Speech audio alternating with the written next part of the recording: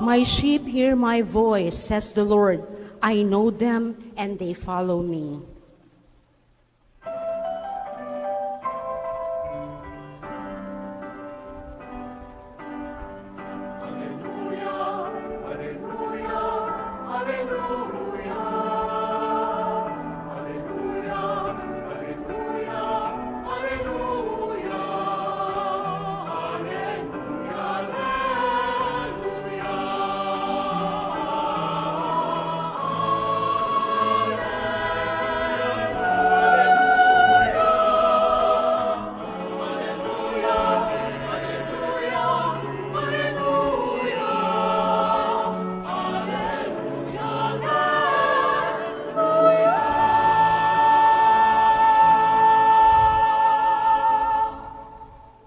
The Lord be with you. And with your spirit. A reading from the Holy Gospel according to Mark.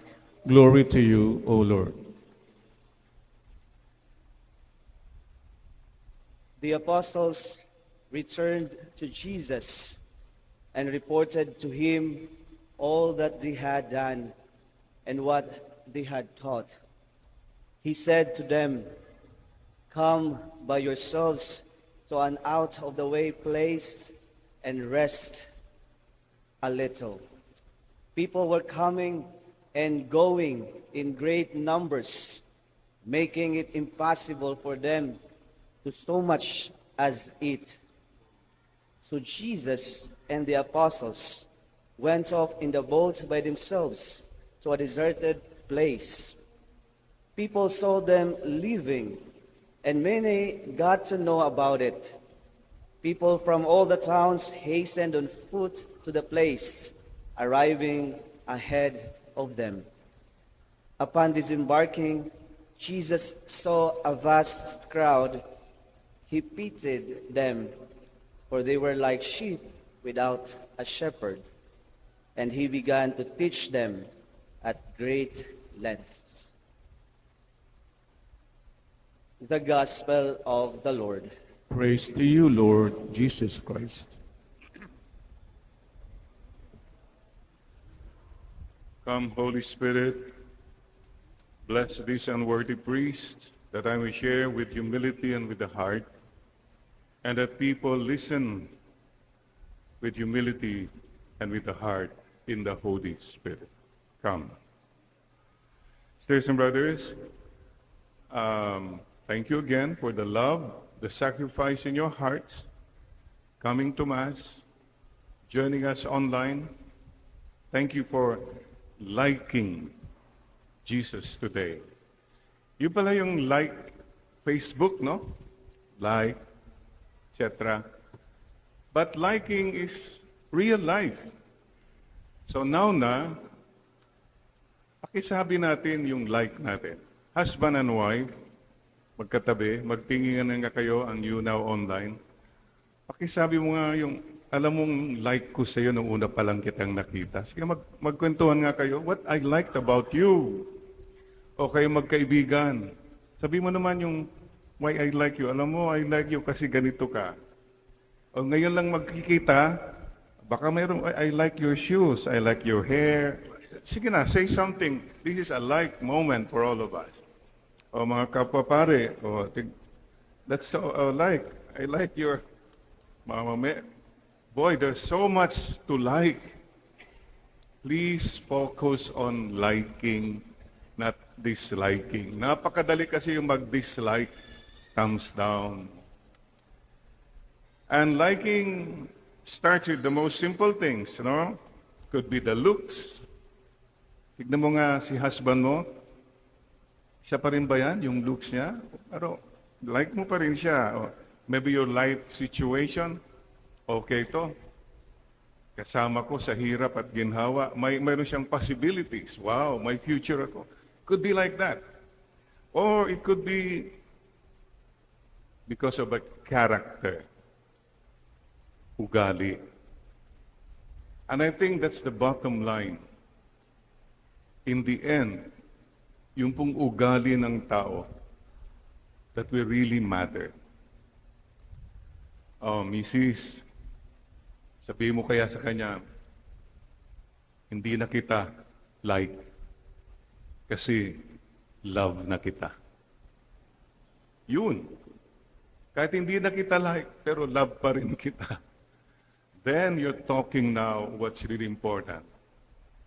Naku nagkakapan si, ayan, kahit maputi na, kahit wala ng buhok, mahal pa rin kita. Pwede bang tumayo kayo dito? Lucy, and yan, no? Yan ang true love. Talagang love pa. So yun po mga kapatid. See, today, the Lord, I was reading the gospel, and I was, well, ang daming anggulo ng gospel, but why do I like Jesus? Ang dami na dyan. Famous siya, magaling siya, son of God siya, etc. But when you focus on the character of Jesus in this gospel, three things become clear. I like his character. Number one, he was a man of prayer. He was busy. He was famous. But he knew how to pray. I respect people who know how to pray. Ang dami dyan, magaling magsalita, maraming connect, famous ka, mayaman ka. But the bottom line for me is, are you a man? Are you a woman of prayer? Sa akin po, yan ang pinakamalalim na karakter ng isang tao. Marunong magdasal, marunong makinig sa Diyos, marunong matakot sa Diyos, then you're a man of character, a woman of character. Alam po nyo, hindi mo malalaman daw talaga ang karakter ng isang tao. Mayroon nga pong kwento, father and son were walking. Sabi ng anak, Dad, did you hear that in some countries, the husband will not know who his wife is until they get married? Meron po mga ganun, no? Ang sabi ng husband, no, my son, not only in some countries, everywhere, the husband will not know hanggang kinasal na sila. Because the real character comes out already. Sisters and brothers, today the Lord tells us, imagine, busy sila. What did Jesus tell his disciples? Come, alik kayo, let's rest a while and pray. Iwanan muna natin the crowd. For a person to be able to do that, sa akin po, that's a man, a woman of character. When you can say to the world, no, my appointment now is my appointment with God. I can leave everything because I have to connect with my God.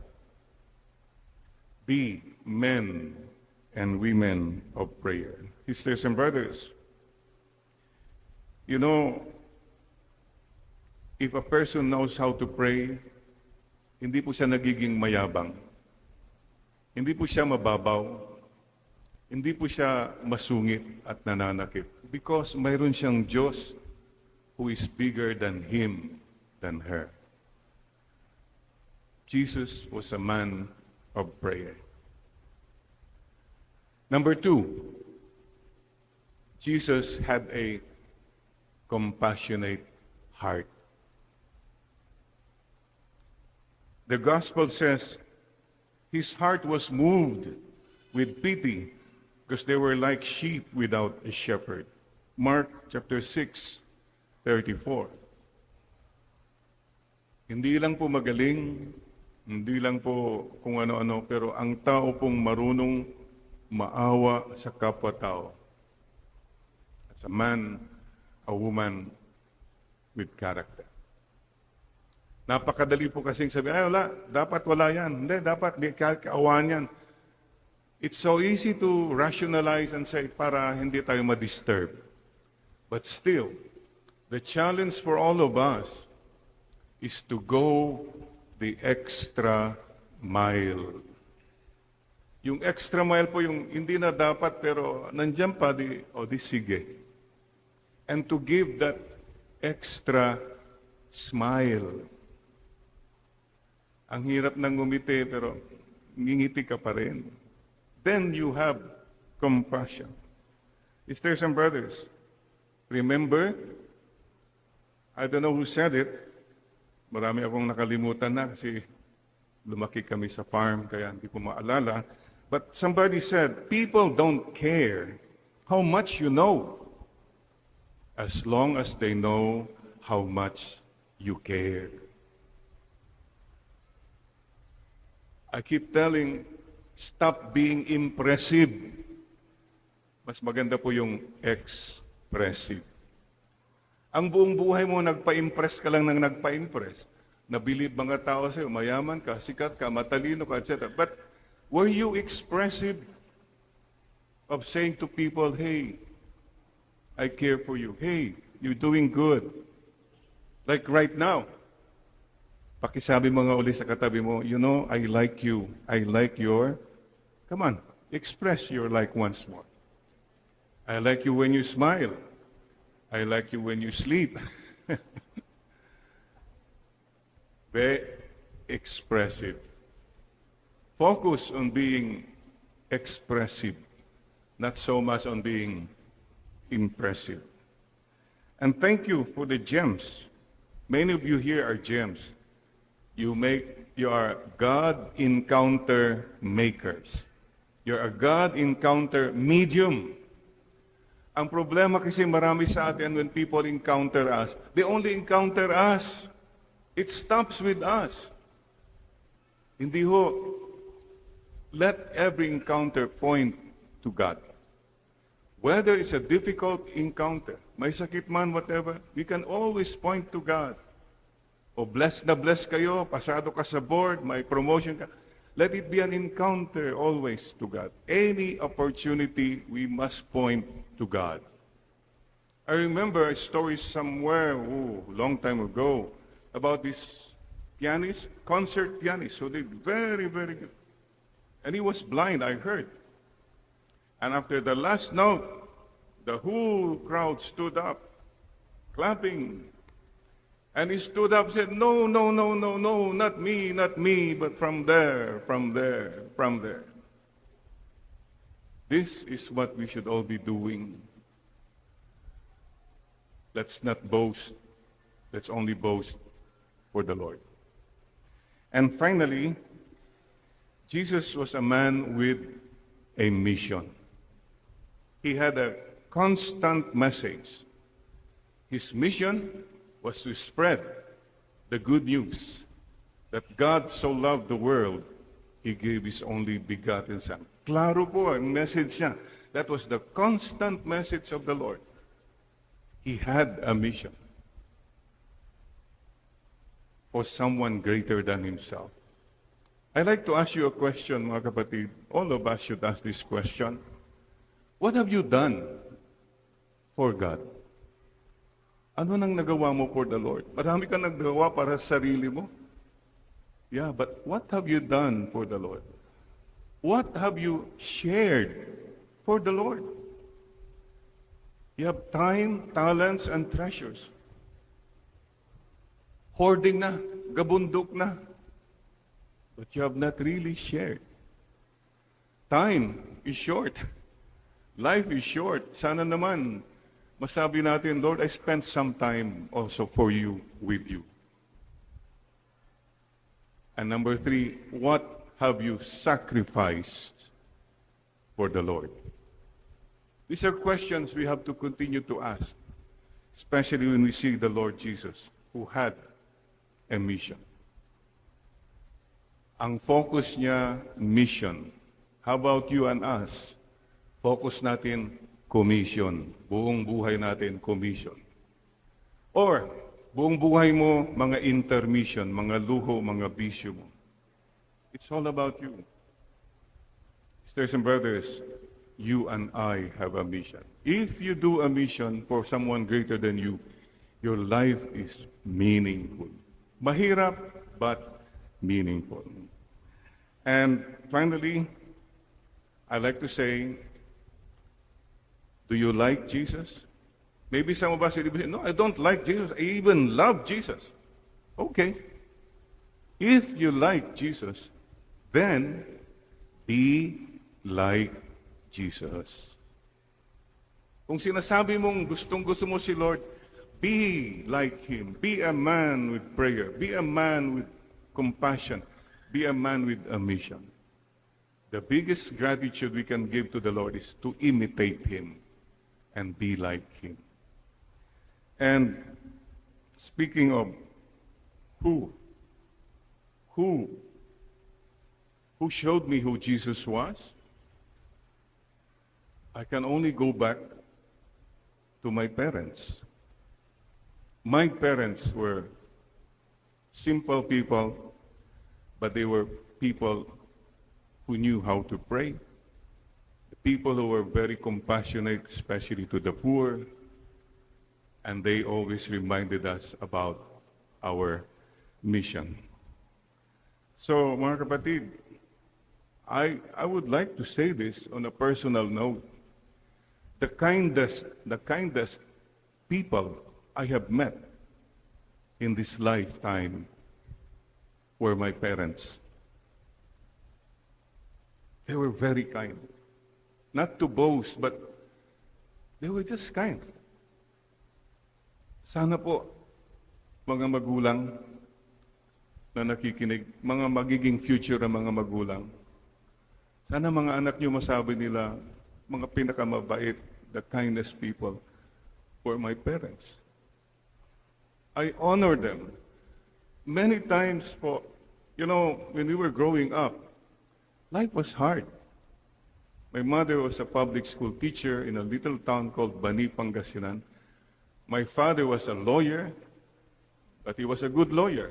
So kung may nananalo sa kaso niya, pwede na bigyan siya ng manok, kambing, ganon. He was just serving the people. And I remember many times, Papa and Mama telling us, siguro kasi they didn't know how to help us in the future. They didn't have the resources. They didn't have the connections. But they kept telling us, oh, Jerry, try your best. Ha? Palagi po yan, tatlo yan. Best effort, ha? See, we don't have the money and all that, but we can help you in education. Number one, they always told us, mag-aral kayo ng mabuti. Agadal kayo nga nalaing, ha? Manaral kayong gusto. Number two, they kept telling us, agsingsingpat kayo. Be good. Just be good. Paulit-ulit po yun. And number three, Papa and Mama always told us, agluhalo kayo, you pray. Just pray. They were Jesus to me. They didn't give me material things, but they gave me hope. They gave me the value of prayer, the value of being good, and the value of having a mission to live meaningful lives. Let's remember our parents, sisters and brothers today. And let's all tell the Lord today, yes, Lord, I like you, Lord. Help me to become like you more and more. Sana po kami rin kahit papano may padama namin kung sino si Jesus by our prayer life, by our kindness, and by our mission. Bow your head, and I ask you now, do you like Jesus? Yes, I like Jesus. Do you really like Jesus? Yes, I really like Jesus. Do you love Jesus? Yes, I love you, Lord Jesus. And help me to be more like you. Today we declare, as for me and for my house, we will serve the Lord. From the book of Joshua. The world will never know. The world many times will never appreciate the value of prayer, the value of being kind, the value of doing your mission. But the world is not your God. God knows, and that is enough. Today, we come before the Lord again and say, Lord, reporting for duty. Mama Mary, teach us not only to like Jesus, but to be like Jesus in our own little way. Amen.